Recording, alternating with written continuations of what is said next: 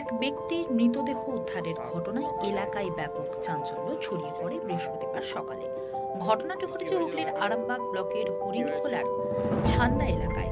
স্থানীয় সূত্রে জানা গেছে, মৃত ব্যক্তির নাম শেখ আব্বাস মল্লিক, বয়স আনুমানিক 41 বছর। তার বাড়ি হরিণখোলার আমরা। ওই এলাকায় কয়েকজন চাষি এদিন সকালে আব্বাস মল্লিকের দেহ জমিতে পড়ে থাকতে দেখে। স্থানীয়রা খবর দেয় আরামবাগ থানায় এবং পুলিশ গিয়ে পৌঁছায় ঘটনাস্থলে।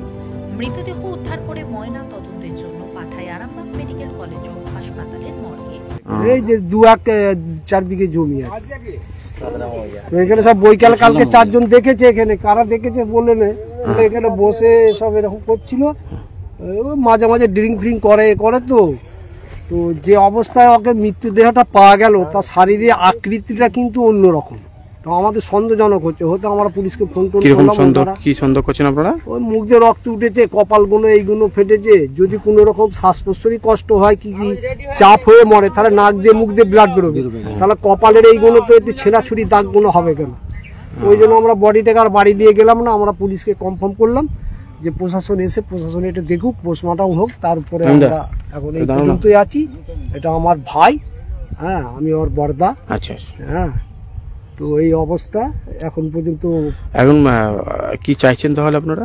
আমরা চাইছি যে এই মৃতদেহটার একটা তদন্ত হোক এবং এটা প্রমাণ করা যাক যে এটা কিভাবে মৃত্যুটা হলো।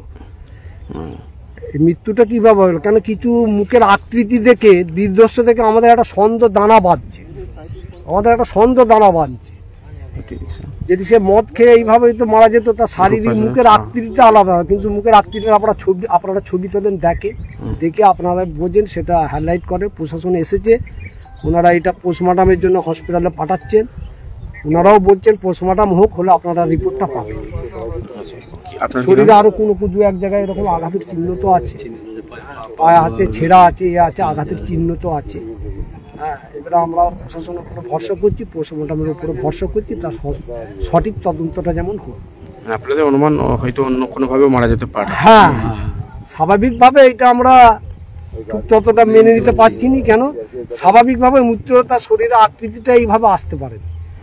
হ্যাঁ, সেই আকৃতির ছবিটা আপনারা মোবাইলেতে লোড করতে পারেন, দেখতে পারেন। দেখে এবারে হসপিটালে ওইটা পোস্টমর্টম হোক, হয়ে দেখা যাক কি আসে। তারপরে ভারতের যে আইন আছে, পুলিশ প্রশাসন আছে, তারা সেইটা নিয়ে ব্যাপারে তদন্ত করবে। ঠিক আছে, আপনার নাম কি? আমার নাম জাকির হোসেন। এটা ছাঁদরা? হ্যাঁ, এটা ছাঁদরা আর এবং আমগ্রাম মৌজা পুরো পাশাপাশি আছে, 2-4 বিঘে জমি আছে। আপনারা কখন দেখলেন এসে? আমরা বাড়িতে ঘুমোচ্ছিলাম। আমাদের প্রতিবেশী একজন এসে বললে এরকম আব্বাস এরকম মরে পড়ে আছে। কিভাবে মরে আছে সে খবরটা তো আর কেউ কিছু বলেনি। তার আমার ভাইয়েরা সব আসলো, দেখলো। এবার প্রথম কে খবর দিয়েছে না দিয়েছে সেগুলো আমরা জানিনি। খবর ভায়া হয়ে চা দোকান গেছে, এই চা দোকান থেকে প্রথম খবরটা গেছে। কারা দেখেছে, এই চা দোকানওয়ালাই প্রথম বলতে পারবে যে কে দেখেছে, হ্যাঁ, কে খবর দিয়েছে সেই বলতে পারবে। তারপরে আমাদের কাছে তাদেরই একজন রিলেটিভ আমাদের বাড়িতে যে খবর দিল, আমাকে বললো এরকম এই ব্যাপার হয়েছে। আমি তো আমার শরীর তো অসুস্থ, আমার একটা ভাইকে পাঠালাম যে দেখো কি অবস্থা। হ্যাঁ, কিছু বস্তা ফস্তাও এনেছিলাম, যা করে তাকে তুলে তালে নিয়ে যাব। এসে তার দৃশ্য থেকে দেখা যাচ্ছে মুখ দিয়ে নাক দিয়ে সব ব্লাড ফ্লাড বেরিয়েছে। তখন আমরা এখানে যে আমাদের গ্রামের প্রতিনিধি রয়েছে, যারা পলিটিক্যালের ব্যাপারে থাকে, তাদেরকে কনফার্ম করলাম যে এটা আপনারা একটু দেখেন, দেখে পুলিশকে কনফার্ম করেন। যারা তারা এসে দেখে এই জিনিসটা করে, তবে আমরা বডিটা নিয়ে যাবো, নাহলে নিয়ে যাবো। তারা এসে দেখে এইসব দৃশ্য দেখে বলে না, প্রশাসন বললো পোস্টমর্টমের জন্য পাঠাবো। তারপরে সঠিক তদন্ত, পোস্টমর্টম না হবে বলতে পারবো।